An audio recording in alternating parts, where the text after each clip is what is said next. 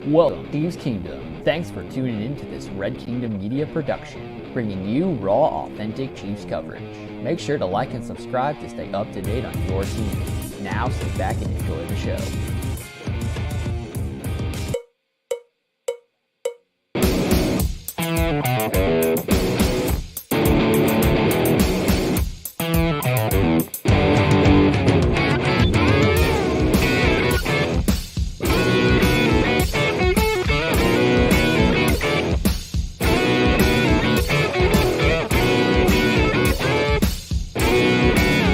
This is the Red Kingdom Media Live Postgame Show.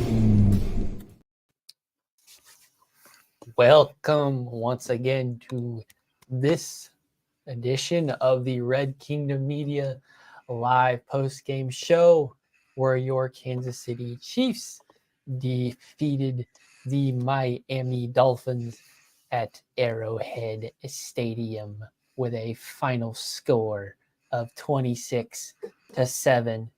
And frankly, if the Dolphins did not have a player named Tyreek Hill, they were going to pitch a shutout tonight. It was incredible.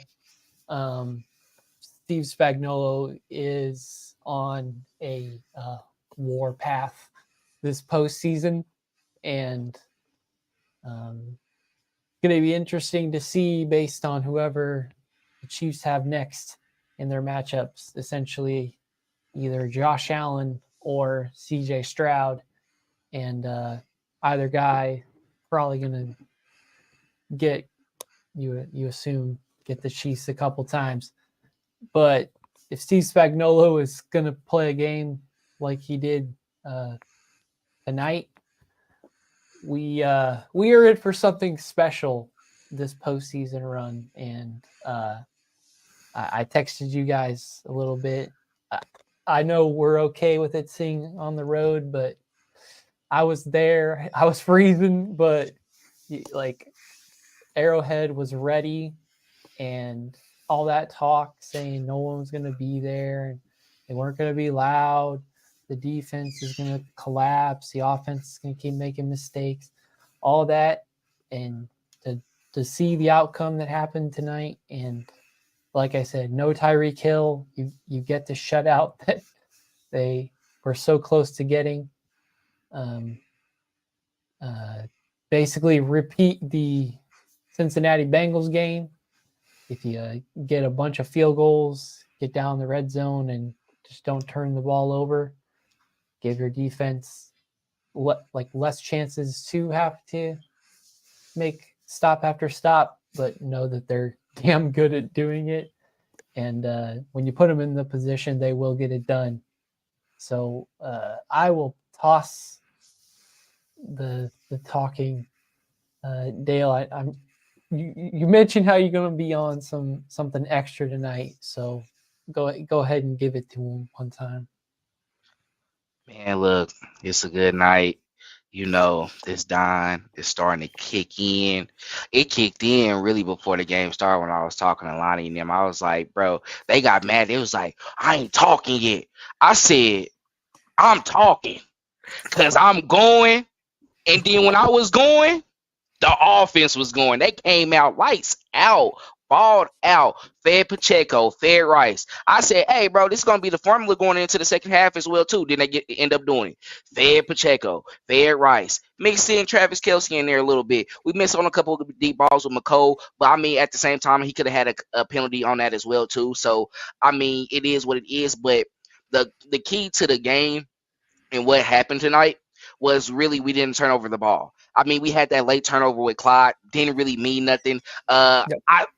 You kind of expected probably something in that realm happening just because how cold it was. But luckily it happened at the end of the game when it didn't mean anything. So Yep. I'm okay with that. But what he did tonight along with Pacheco, it was phenomenal. He had a couple big runs where it just kept on pushing the line of scrimmage, pushing forward, going for it for a first down. Shout out to the offensive line.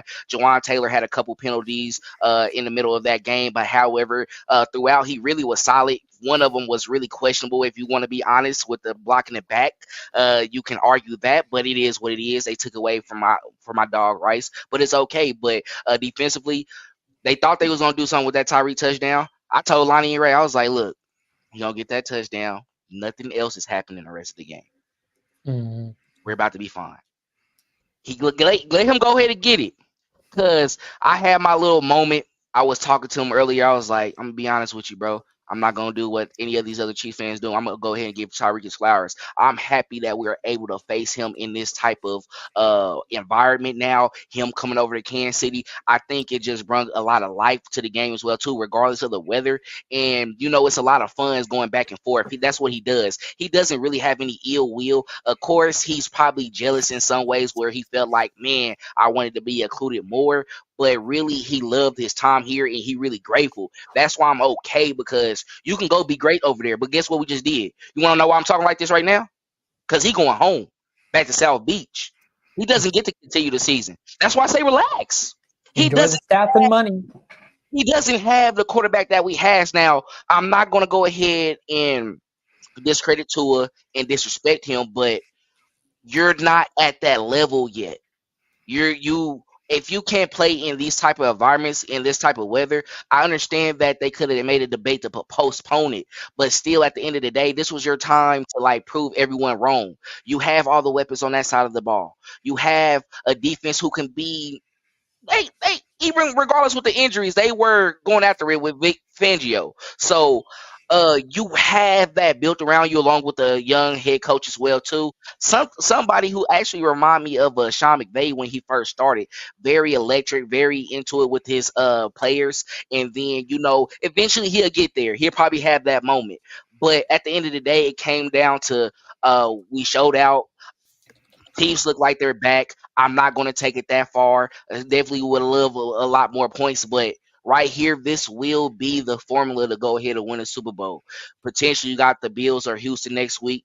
You can beat those guys because of the defense that you have. Regardless of the type of offense that we play, the Chiefs defense shows they can compete with anybody, and they make a lot of plays as well too. Mike Edwards stepped up big while Brian Cook is out. It feels like just like when Nick Bolton was out and Drew Tranquil stepped in. Mike Edwards the same way, and he's a veteran, and he's a ball hawk as well too. This is one thing going into postseason that the Chiefs had to do. We had to win a turnover battle, and that's what they did. So shout out to the Chiefs. Glad that we were able to get this win on Wild Card Weekend. Now it's time to go ahead and get ready for next week, divisional round. 2 more to go into the Super Bowl. 3 more to actually do it all. Let's do it. Yes, sir. Yeah, like you said, the Chiefs defense play out of their mind.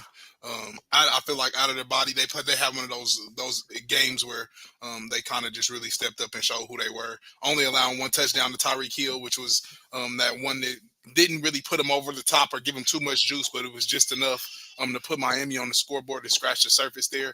I want to say hats off to the offense. They played good. They have been inefficient all year and found a way to be efficient this game, which I love to see. Pacheco for 24 carries for 89 yards and a touchdown. And then Rashee Rice for 130 yards and a touchdown, most for a rookie in Chiefs history as far as receiving yards go. So hats off to Rashee Rice. Those two have been consistent all year, and we've been failing to really speak about that point. But that has been the 2 bright spots of our offense, and I feel like they have reared their head and became the 2 new faces. We know it was supposed to be Kadarius Toney and Scott Moore, but unfortunately those guys are inactive. And these are the guys that we're going to win on the shoulders of moving forward. But hats off to that defense. Like I said before, Steve Spagnuolo has got these guys playing out of their mind. I hope the rest of the league continues to overlook him because he has a defense that he has developed and got and drafted in all different sectors and parts of it. And then not only drafted, but went out in free agency and found good players to mix in there with young guys. It has one of the youngest defenses, and they're playing super duper good. As we can see today, only allowing 1 touchdown. This is probably definitely the best defense we have seen in the Mahomes era, hands down. And I wish L'Jarius Sneed would have got that pick. But that's just another thing too. L'Jarius Sneed plays out of his mind, absolutely out of his mind. We have to call a snub a snub. that all pro snub is sick. I don't see how you let something like that happen with L'Jarius Sneed. And not only that, the Pro Bowl snub is sick as well. I know he's not the biggest name in the world, but you see what he does today to your number one wide receiver, a guy that is a big threat in the league that burns numerous teams, almost every team in the league. Did it while he was on our team, then went over to Miami and he does it. So we have to show respect and give respect where respect is due. L'Jarius Sneed is the best corner in the league as of right now. Yeah, they I mean, he and McDuffie both they played like it this year. Trent got the first team All Pro, and we all know that Snead was getting snubbed all season. But if he and Spagnuolo can stick around for a long time, this could be a deadly duo. And the fact that they did it in their first matchup against this receiving core, especially the one player who ended up having the score, was pretty much the entire storyline of the game and of their team, frankly. So if Spags, Sneed, McDuffie, if they can do that to the Dolphins, I mean, we'll talk about the like potential matchups later, but like we would have said, if that's probably the toughest receiving core. I mean, Baltimore is definitely a 1B or a close second. Yeah. But of course, we would not play Baltimore until the very end. So that could be the build-up matchup. But compared to the two other teams that are left, like they've got good wide receiving cores, but you wouldn't say they're better than Miami's by any stretch. So if they can do that to the kind of dynamic playmakers of Miami, the more like structured type receivers and these other offenses, yeah, we might be in for a show. I don't know if I'm just like projecting and like going off the optimism that I saw tonight, but it just seemed like this defense is on a mission. They don't care if they gotta only allow 7 or 17 or whatever. They're gonna frankly hope they give you a 0. And even towards like 5 minutes left in the game, we saw that Spags was still playing majority of his entire starting defense, because there was something about it. They did not want to give any yards, any points, nothing. They did not want to make anything easy. So this could be an incredible playoff run. We were projecting it prior to the postseason starting, but that is a great way to kick off the postseason and shutting up any doubters who said the Chiefs were going one and done, or that nobody was going to show up to this game and Miami was going to be fired up. The team leaving the warmth to come to the cold. Yeah, and I want to say that that's a complete myth. Being that they got the false starts and the illegal motions and all of the procedural penalties that decided to show up and make themselves happen during this game. That crowd noise definitely played a factor. I just want to say Arrowhead definitely showed up, and the fans definitely got out there and did their work as far as that went. Yeah, Yes, as they sir. should, as they should. I mean, they gonna doubt us on all levels, from the players to the coaches, even to the fans as well too. You even heard it earlier from Colin Coward talking about, it's gonna be so cold out there. Chiefs fans gonna have their mask on, not gonna be as loud, and they felt it in the first possession when they got the ball. So Yeah. I mean, it just comes down to really, it's time for the Chiefs to show that we are the new face of the league, regardless of how we looked all season. We turn it on in the postseason. I know going into next week, we're definitely going to come with the same energy in the start of the game. We're going to let everything play out, but I think the confidence is a lot better. Offensively, just going back to that, they found the guys who they want to work with, and I applaud Andy Reid for, even though I think he saw himself. I think a lot of us as fans could take credit for just keep on saying it on social media and just keeping it in their ear, like, bro, it's Rice, Kelsey, Pop, the rest of the running backs, sprinkle in just with Watson. That's what it is. Play action, get the ball out fast. You saw a lot of crossing routes from Rice as well too. And even in cold weather, a guy who's from Texas who played at SMU, he came out and Cleveland, baby. didn't have any drop issues at all. Didn't drop a pass at all. The leading receiver in the entire game in every other matchup is usually Tyreek Hill.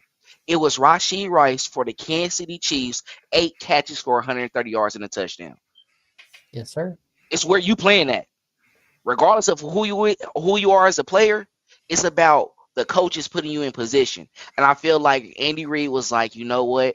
I'm not going to be the reason we lose a game. Patrick Mahomes came in there and said, I'm not going to be the reason we lose a game.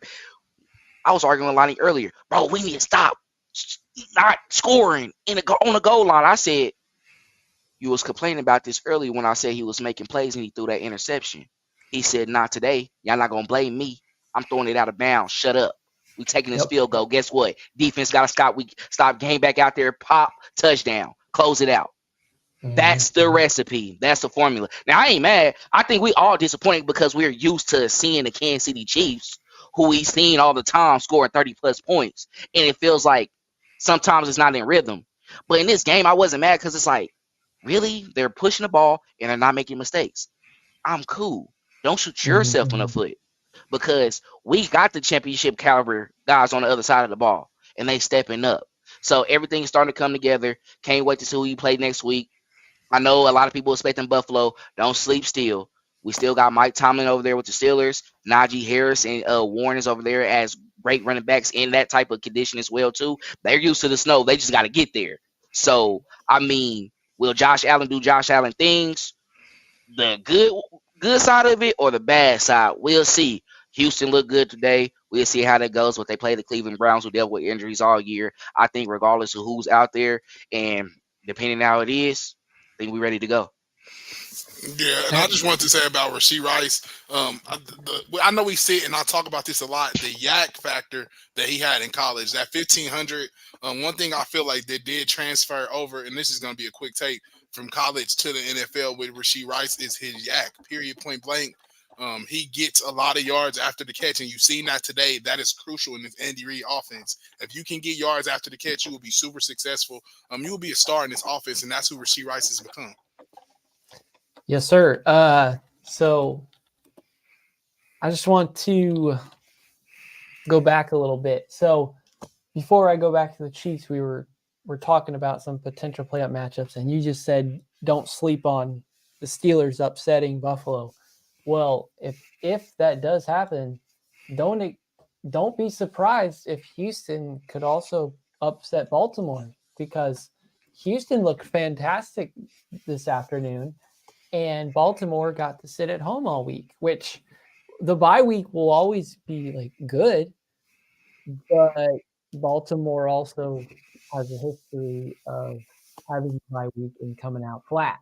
So I don't want to project any of that or say AFC Championship's definitely coming through here or manifesting that or any like speculation. But you would have said Cleveland was arguably like the best defense in the postseason, and they got almost 40 put up on them. So now you know it's the Chiefs because you saw what they did to the Dolphins. So we'll see how much happens. You know, Monday could be tough. If you're sitting around your home state just looking outside for an extra day, are you coming out as fired up knowing that like you were a few hours away? Like, I don't know. But back to this game. The beginning of the game looked like it was going to be a little nervous. The back-to-back drops, basically. Travis was not happy, and then gets the third down conversion, and then everything fires up again. So shout out to Travis being the only guy who had drops. And, at this point, we forgive him for it because he's going to make the one catch and conversion when it matters. So just have to give him time. And then lastly, you mentioned it, Andy Reid, shout out for his method and Mahomes willing to play game manager and steal the game. But shout out to Andy Reid for doing the thing that nobody thought he was going to be willing to do and stick to running the ball.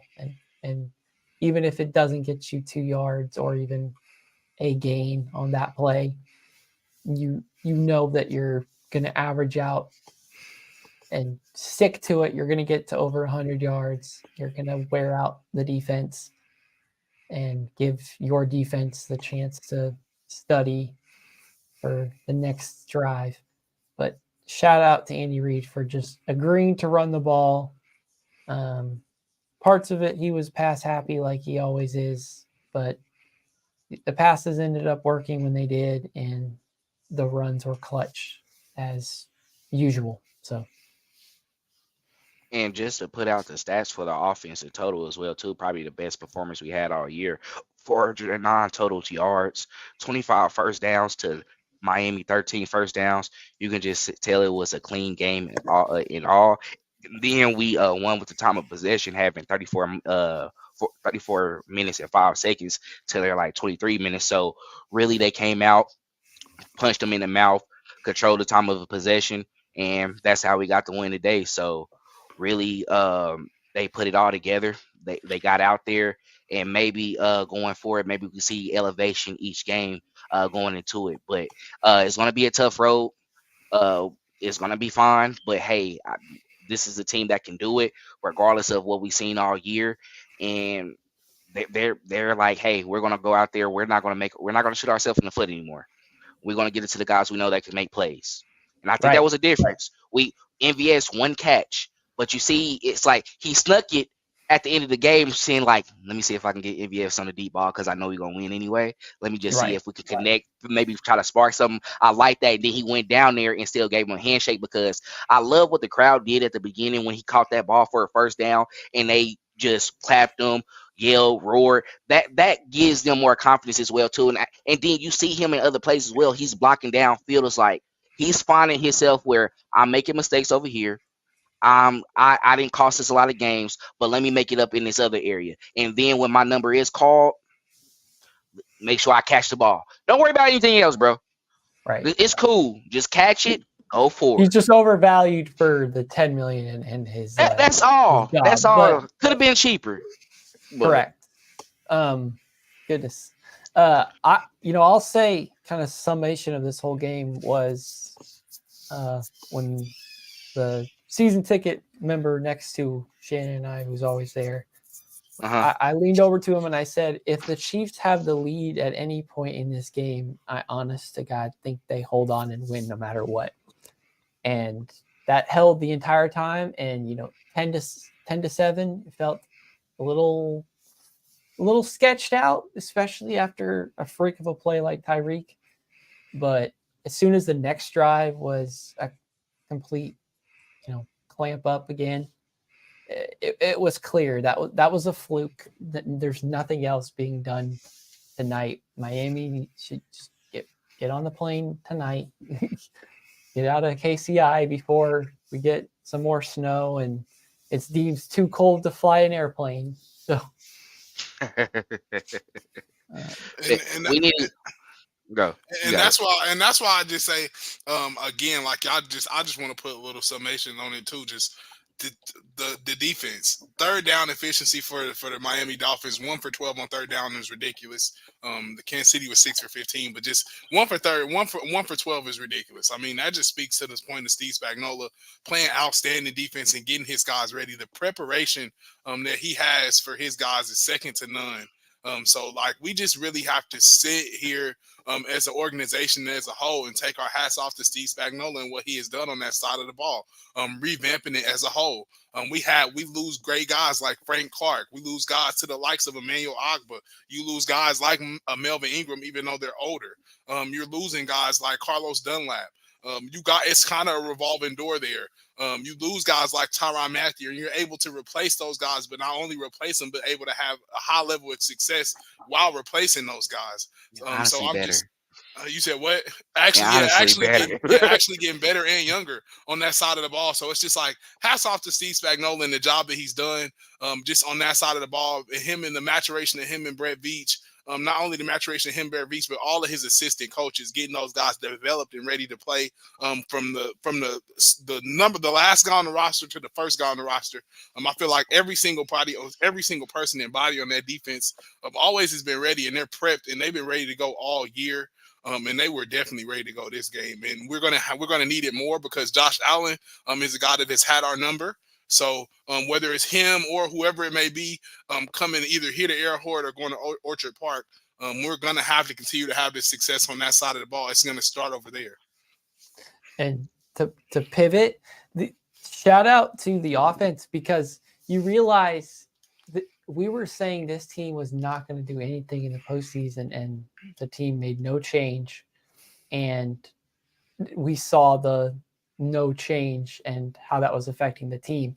And clearly they were like, we're ready for the postseason, just wait.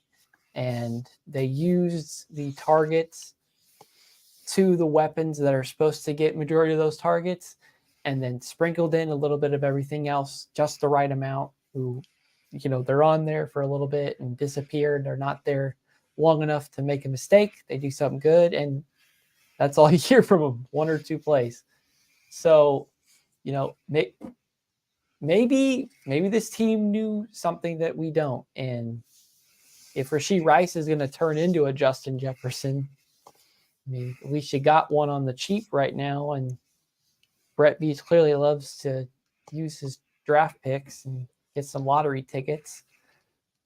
We'll see how much of the defense gets retained, but we would argue that majority of it should, if this is the output that we can expect from them on a season and game basis. Because I would sign up for however many years of this defense. Arrowhead loves defensive games. We're so thankful to have Patrick Mahomes, and the fact that he has to be a game manager sometimes. Like, it sucks for him, but knowing his defense is as good as it is, and that Arrowhead loves to get loud and loves to yell and loves to just go insane regardless, because they love the team. And when the defense does well, they feed off of it. So then they come out and do better the next drive. And so then the crowd feels even more pumped up, and the team is even more pumped up for that drive. Like, it is such a fun snowball effect to watch in person, that like this team has always had defensive game plan in their history that I'm a sucker for it, and we keep it all the time. Yeah, and I was gonna say that it has to be. It looks like it was just a whirlwind and maturation of like a perfect marriage when you get that crowd noise going and the defense going. You can only just imagine they got some little sound there from the mic, because they said the mic picks up better when it's cold outside. You could just kind of hear Arrowhead going back and forth, and just seeing everything from the Swag Surf song, just all of it.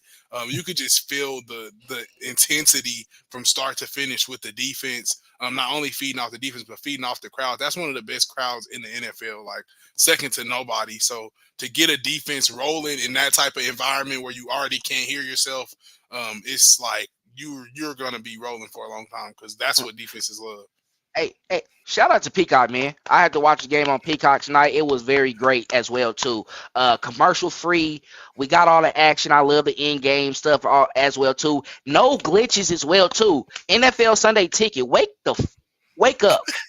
Because y'all been making me mad all season. Multi-view was cool, but Peacock tonight, y'all did great. It was very fun. Like you said, with the elements and everything like that, we was able to hear more. And you can hear him at the line of scrimmage. He was calm, too. He was like, hey, 45, he coming. He was calling out everything.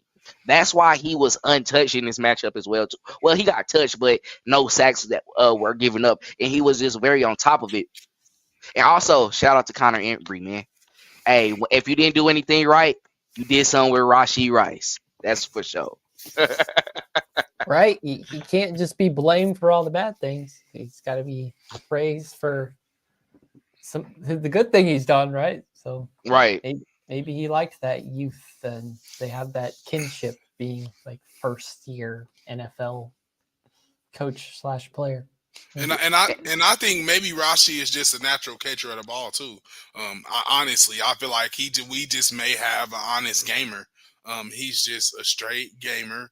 A guy that doesn't need a lot of every teaching and coaching up. He just reads the coverage. He's a pro. He understands. He doesn't make the same mistake twice, like Mahomes said.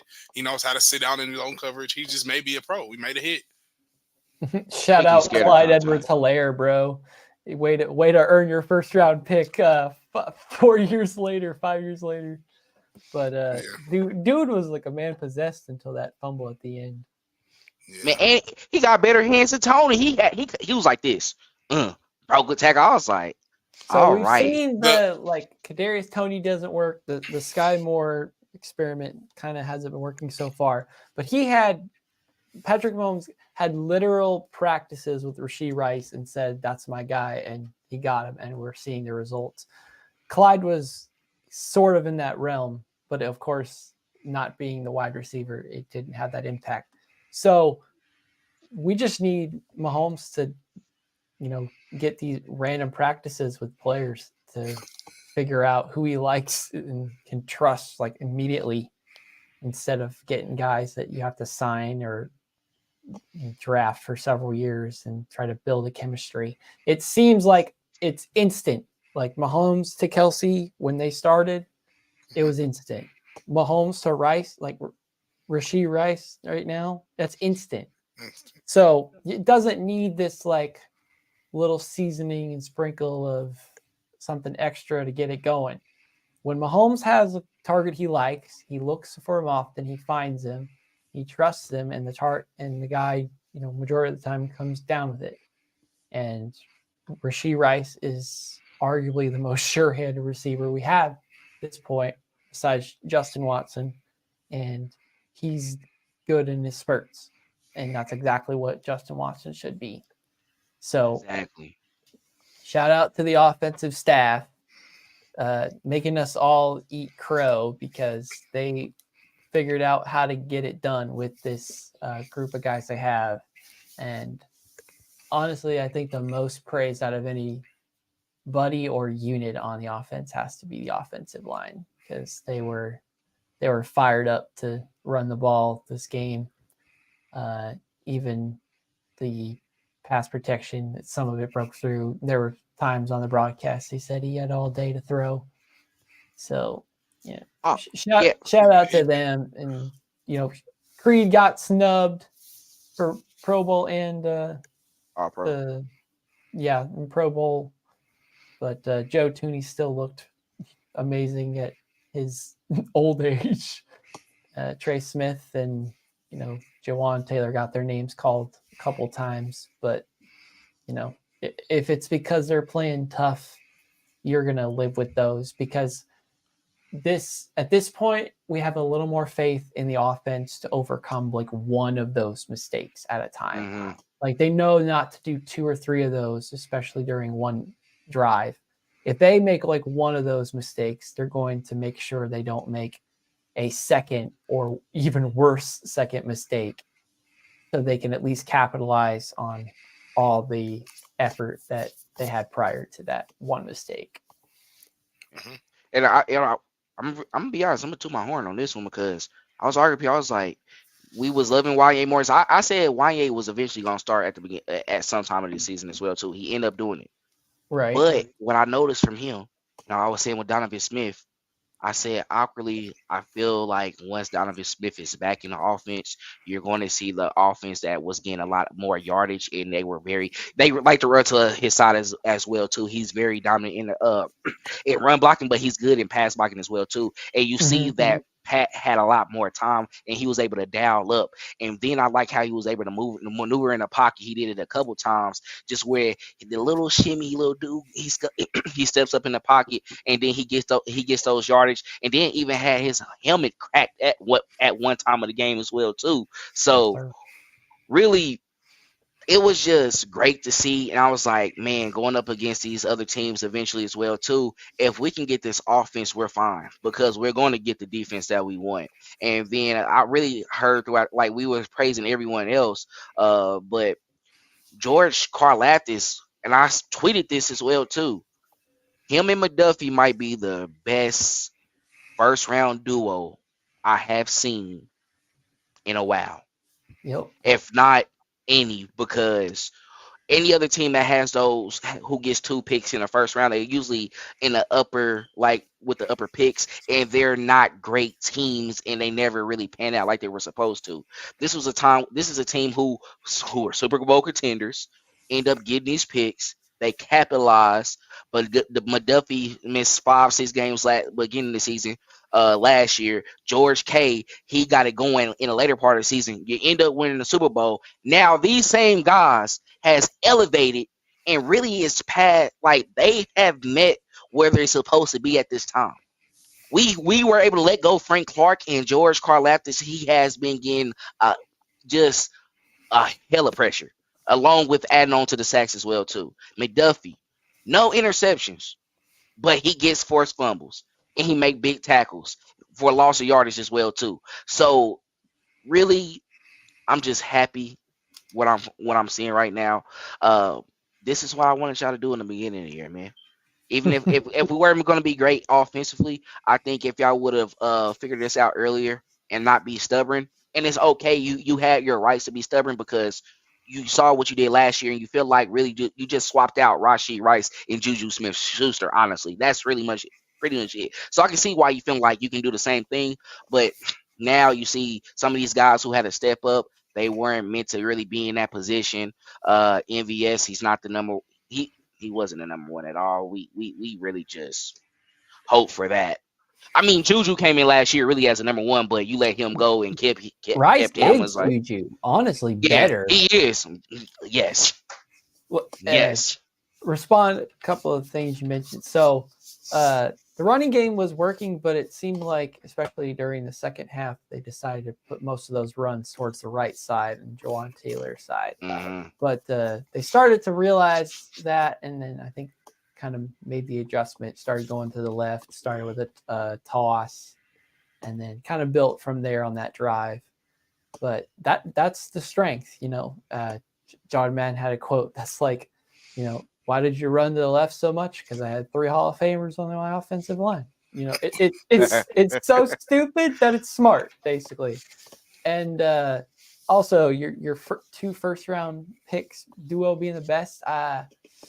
At this point, yes, but I think Houston, CJ Stroud and Will Anderson, 2 and 3, baby, 2 and 3. And they in the playoffs. They mortgaged their future pick for that 3rd overall. Got a There's edge facts. rusher, and it paid out because they're going to the divisional round of the playoffs in year Facts.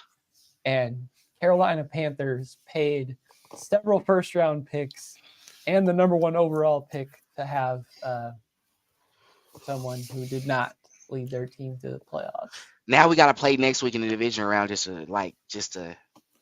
got to just do it just to prove my point. I want to have that storyline. I want legitimately that. do. I want it's like CJ Stroud is already better than Mahomes. He's got a better team. He's got a better supporting cast. Houston's definitely going to dominate.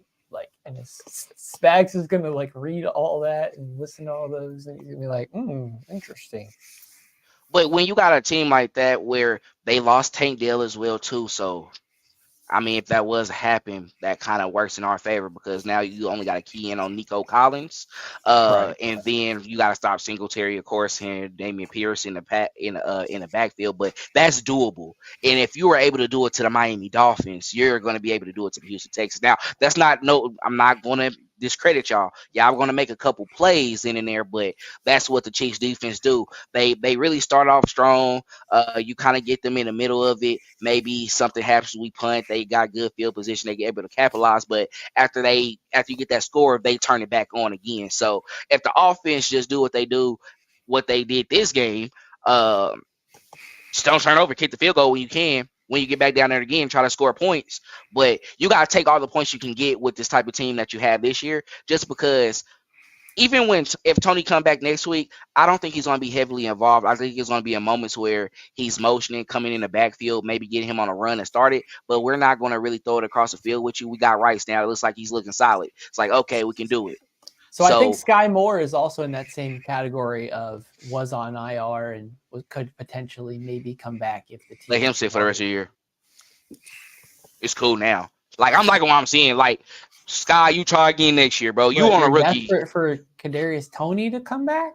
No, I said when he come back, he's gonna be active because he's not really hurt. They just sat him out again this year. I mean, I'm not. If you're gonna bring any of those back, you're gonna bring Tony. Sky really, he's been solid like the whole year.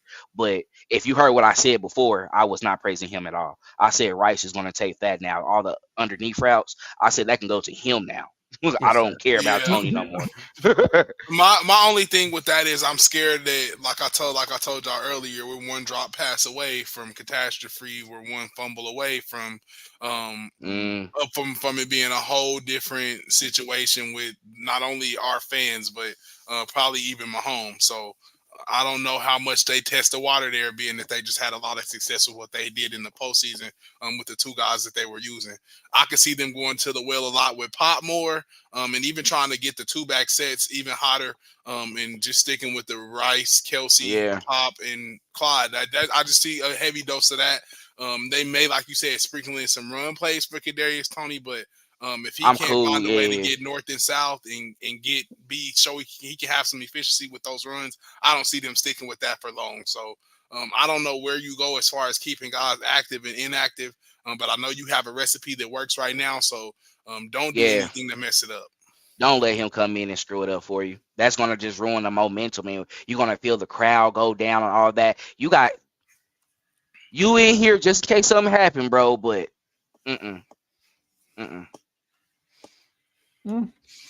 Yeah, I feel you. Basically use the packages we have, and Arrowhead was not upset if MBS was on the field like they have been in previous games.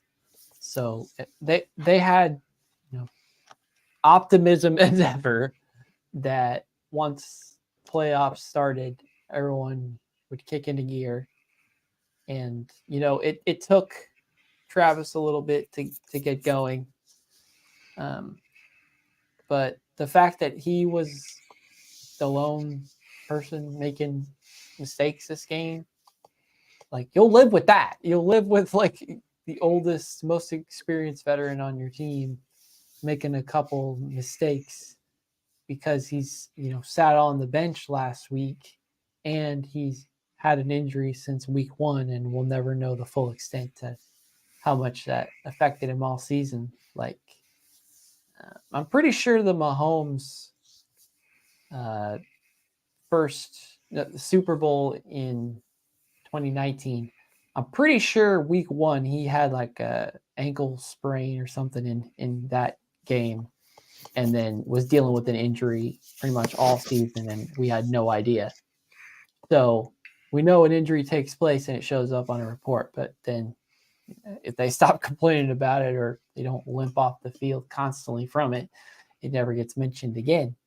So, we'll never know how much of an injury is playing on Travis Kelce, but it's definitely having some effect. If not on his body, it's affected his mind a little bit. But like I said, we'll take that because he'll make the adjustments and everyone else will feed off his energy and they'll play well too. Get it out this game. I mean, at least it was a game that we were able to still dominate because come next week, we want you to really be on it, especially if we do have to play a team like Buffalo. We got to go back to previous years as well, too. When it came down to, having to make plays, you were the team. You were the guy to make plays, and you end up even winning that game, scoring a game-winning touchdown for us to move on to the AFC Championship game. So he was still able to get 7 catches for 71 yards. Could have had 100 plus if he caught the other couple that he dropped. But I think it's just the difference with him and then the wide receivers. Theirs kind of were in crucial moments, and also with Kadarius Toney's, his turned into pick sixes. With Kelsey, he hasn't really had anything that caused the interception, but he did fumble the ball. So I think that's why his drops are not as bad. But it does affect us just because, at least they weren't able to get any turnover or really feed off of that. It was like, it was a mental error. You're not the reason why I did it. And then we come out and we're still able to run, get open, and then get a first down or even score on that play as well too. So we'll see how it goes. For sure. But yeah, and I just wanted to say, like you said, for sure, Travis Kelsey had a couple just bonehead mishaps that we don't see a lot from Trav, but I have no doubt in my mind that he'll fix those. He'll come back in, get back focused, and get right.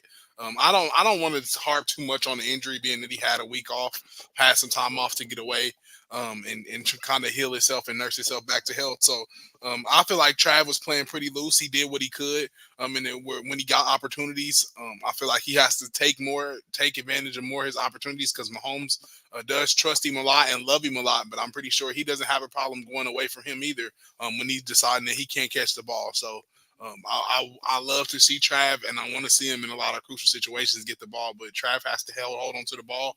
Rashee Rice can't be the only person playing like a vet, and he's in his first year. So I feel like we have to get some guys to step up there. And just kind of play, like I said, out of their body, out of their mind, understand what it is to play playoff football, and rise to the occasion like Rashee Rice did today. Right. Yeah. No doubt. Anything else you guys want to talk about this game in particular? We've already kind of been speculating we know for sure the two potential opponents for the Chiefs divisional matchup, and whether or not that takes place here in Arrowhead or in Orchard Park will be seen after Monday afternoon, which we would have known by Sunday late afternoon, the results of that. But now we will have to wait until Monday afternoon, and we shall see if that even holds, because there's potential it could be Tuesday. So we shall see when and if the Buffalo versus Pittsburgh game ever takes place. But we know that the matchups, it's either Houston or Buffalo. So round the room, who do we think is the matchup, and who would we prefer the matchup to be? Yeah, so I'm gonna say hands down we would prefer it to be the Texans, of course, but I could see ourselves going to Buffalo. That's a team that is prepared to come in and try and take the crown from the Chiefs. They've been ready all year. They came here and beat us. We showed, like Dale said, we shot ourselves in the foot last game. The turnover differential was the difference in the Buffalo game.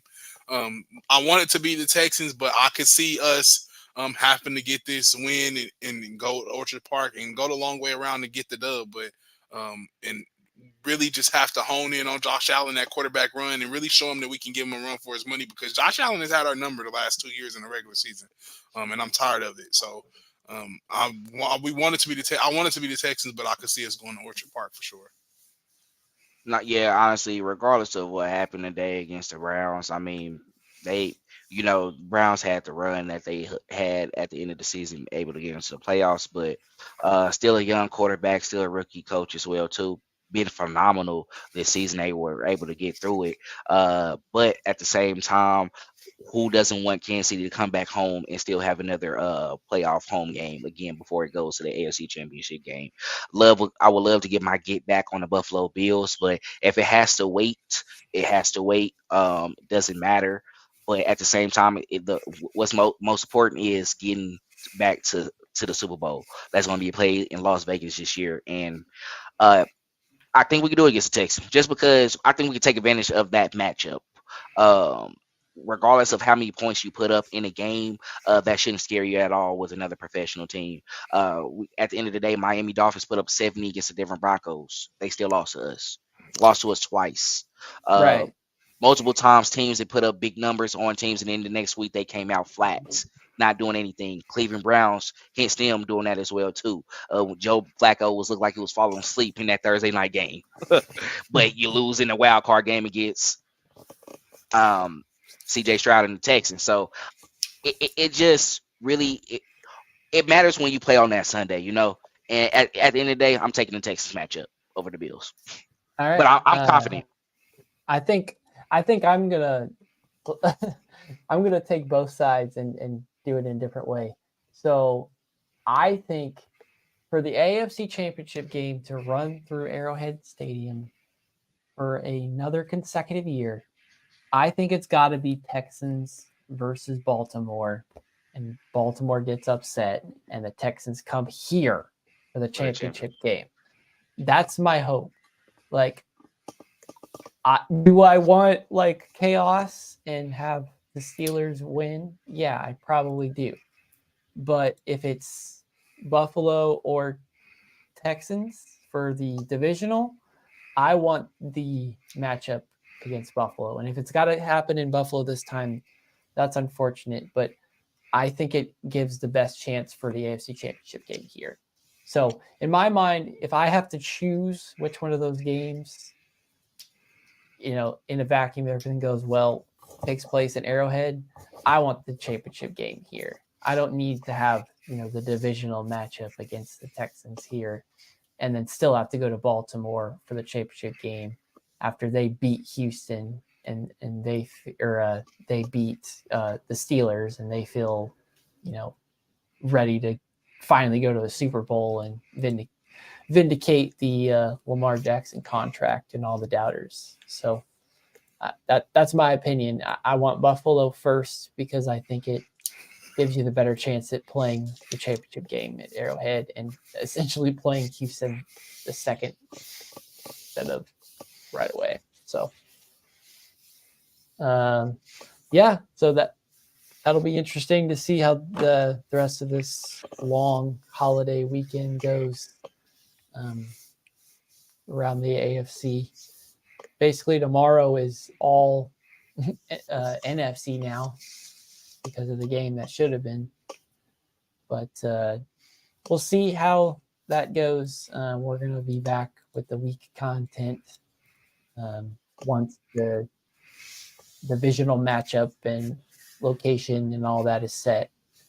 So before we do our final thoughts for the evening, make sure to like and subscribe and follow us on all our social media platforms at Red Kingdom Media.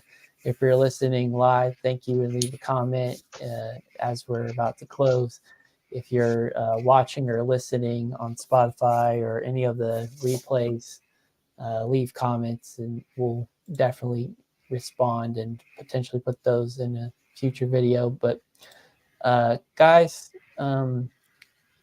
Chiefs defeated the Miami Dolphins quite handily. The defense was on another level. And I think ultimately the question now is, regardless of who the team is this next week, will the defense continue to clamp up the way they did, and will the offense hold on and play for the majority mistake-free football until the last garbage time when maybe you have to let the mistake out of you so it doesn't trickle into next week? Yeah, so I think we do enough to get it done. I don't know how or what it looks like going up there, or anybody coming to us, whatever the case may be. I feel like we do enough to get it done on both sides of the ball. The Chiefs are a team that is prepared for the postseason. They have been on this run numerous of times. They have lost on these type of runs as well. So they've been here before. I feel like that showed today. And I feel like it'll continue to show during the postseason. One thing you can't lose and one thing you can't substitute and replace is experience. And the Chiefs have experience all over the ball on both sides of the ball. And I think they're going to lean on that. And I think that's going to take them very far in this postseason, wherever it may be, if it's in Orchard Park or if it's in Arrowhead or if it's in Baltimore, MT Bank Stadium, wherever it is. I feel like the Chiefs are going to be able to handle business 10 toes down, whether it be on offense or defense. and come through for the team. So I have a lot of faith in them moving forward. Just period on either side of the ball, because they showed me they'll stick with a formula that works. Yeah, I think they get it done regardless. I think we found our rhythm on both. Well, had our rhythm on the defensive side of the ball, but I think the offense they found something that can complement the defense. So regardless of how it goes, I think we have a game plan that's solid. Just keep on sticking with the guys that's making plays on the offensive side of the ball. Rice, Pop, all the other guys sprinkled in defensively. Just keep on going after the quarterback. Keep on being able to do great in man coverage and being able to get to the quarterback when you have those stunts and those blitzes from those DBs. So they'll be good to go. I think they're ready, and we'll see how next week play out. But we gotta wait on Monday. Wait for Monday. That's right. My kind of summation and final thoughts is I honestly think the defense can replicate it at least for this next week, regardless of who the opponent is, and we'll see. What that means, whether that's 7 points, 14 points, whatever it is. I think the defense will do enough to win. And I think the offense, if they continue to pound the rock and take the shots when they have them and need them, they can win next week. I think regardless of the opponent in this next week, they're going to play in the same sort of weather conditions, either going to be snowy or wet or cold or windy or whatever the case. It's going to be like that if they go to Buffalo, and it would probably still be like that if they host a game in another week.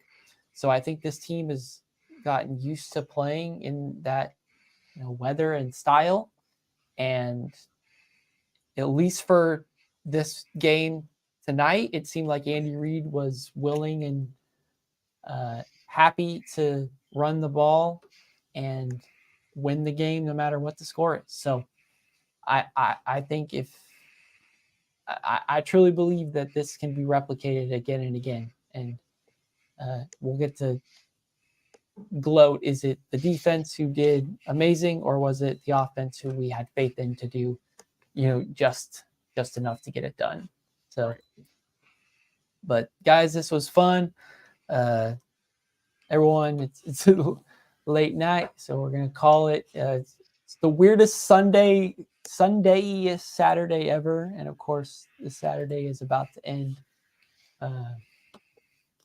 out here, and Dale's got a little bit longer of a wait for it. But it was a fun conversation as always. I'm glad we get another week of conversations. We love doing this stuff, and we love hearing from any and all you guys. So if you are a supporter and followed us even for just this video or throughout the regular season as well, thank you for being a part of this, and can't wait to at least give you one more week of it. So that's it, boys. I ain't got anything else. Let's send all these nice people home.